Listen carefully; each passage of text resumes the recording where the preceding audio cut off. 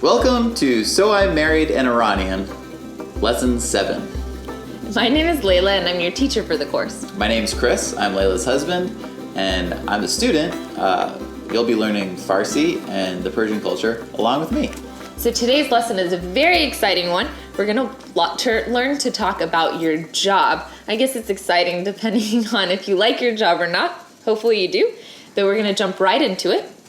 So we learned this vocabulary in a previous lesson, the way we're going to structure this sentence. Do you remember how we said, I am Chris? That was Chris Hastam. Exactly. So I am Chris. Chris Hastam. And you can also say man Chris Hastam, but the man is understood. So we're going to use that same structure to say what your job is. So just like you can say I am Layla, or you can say I am a teacher, you could say man Layla Hastam, I am Layla, or muallim Hastam. Muallim Hastam. Great, and you pronounced that perfectly. Mu'allim. It's a 3-syllable sentence. A little tricky with those vowels. But mu'allim is the word for teacher. So, mu'allim hastam. Muallim Hastam. And since in this case, Chris is the student, he can say shagird hastam. Shagird Hastam. Shagird. It ends with a D. Shagird Hastam. Perfect. So, in this relationship right now, while we're doing these videos, man, muallim hastam, and Man Shugard Hastam. How do you say that? Shagird. Shagird? shagird. So we're reading along on our PDF guides. You can get these on the internet at Cheyenne Conversation. They're very helpful, and they have the words and the pronunciations and everything. Although shagird. Shagird. Shagird. Hastam. Exactly. Perfect. Okay, you got it. So muallim hastam, shagird hastam. So let's go through a list of other professions that you could be. So Chris and I actually both studied architecture. So even though we're not quite licensed yet, on the way to being licensed, in Iran you can say me'mar hastam. Me'mar Hastam. And that means I am an architect. And that is seen as a very, lauded profession in Iran, me'mar. in America too. In East Texas as well. It's a really nice thing to be a me'mar. Me'mar. Yes. Hastam. Almost. Yes. So a few other professions that you can be. Another very well-respected profession in Iran is mohandes. Mohandes. And that means engineer. So there's a stereotype of Iranians in the West also just being either an engineer or a lawyer. So there's reasons for that. That's a very highly sought after profession in the Iranian culture. So a lot of people become mohandes. And actually in Iran, you could just call someone mohandes if they're it's like being a doctor. You'll be like, hey, mohandes, how's it going? So instead of saying, doctor, am I going to live? You could say, engineer, will my building fall down? Yes. Okay. Your uncle is an engineer. That's true. Yeah. So again, the word for engineer, mohandes. Mohandes. Actually, my both uncles are mohandes. Oh. Good point. So then the word for lawyer, another highly sought after profession in Iran. In Iran. Is vakil. Vakil. Perfect. Vakil. So another, one of those professions. Another one that we don't have here in our list, but is very respected, is doctor. Doctor. Thanks. I bet you can guess what that means. What do you think? It means vet. Right? It means a veterinarian. Okay, so to not confuse you, Chris is making a joke. He's a new dad, so dad joke. It means doctor. Doctor. Doctor. Doctor. It sounds a lot like daughter as well. Oh, dochtar. Doctor, dochtar. Dochtar. That's my doctor daughter. Okay, so we also have another profession here that's very respected in Iranian culture, and that is that of a writer.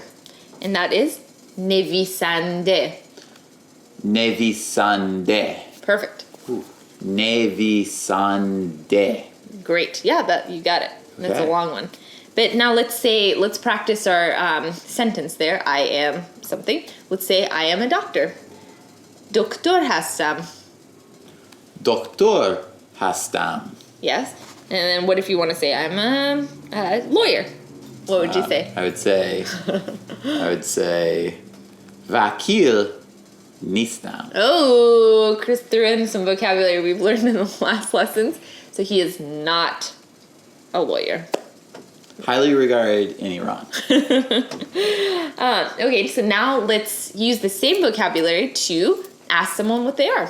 So I would say, so in Iranian language, I don't think we've covered this before, but to make a sentence into a question, in English, you sometimes use the question word at the beginning of the sentence. So you say, are you a doctor? But in the Persian language, you say, you are a doctor, or that's a statement. Or you can say, you are a doctor? And then it becomes a question. So let's try those two. I feel like that's appropriate in English too. Right. You are a doctor? Yes, exactly. Okay. But, I hear that all the time. okay, so in Persian it would be, doktor hasti. Doktor hasti. So that's, you are a doctor. Or, doktor hasti? Okay. Doktor hasti? A little bit different. Doktor hasti? Doktor hasti? Perfect. Okay. Yes. So you don't just put the intonation on the very last syllable like in English. You do it the whole last word. Doktor hasti? Doktor hasti? Great. So then you can ask me, are you a teacher? Muallim hasti? Muallim hasti? Perfect. That was great. Great intonation. So that's asking, are you a teacher? And I can say, Muallim hastam. Or I could use what we learned on the last lesson and say, Are.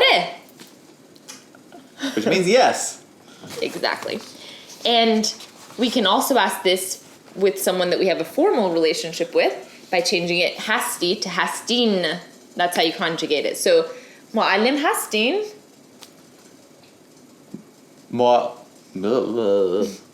Muallim hastin? Hastin. Hastin? Great.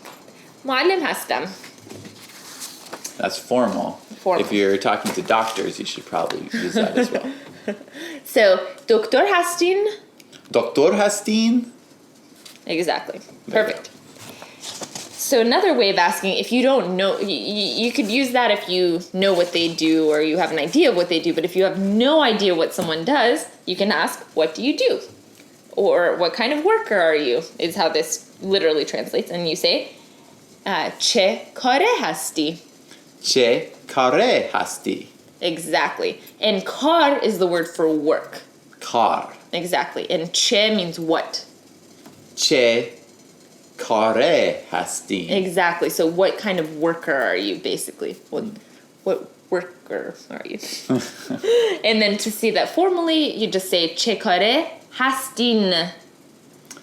Che kare hastin. Exactly. So hasti versus hastin. And like we said, we're not going to cover where you work in this lesson on this video, but we're going to go over our bonus vocabulary words from the lesson to get a few more vocab words for what you can do. So another profession that you can have is on our last page, if you want to follow along.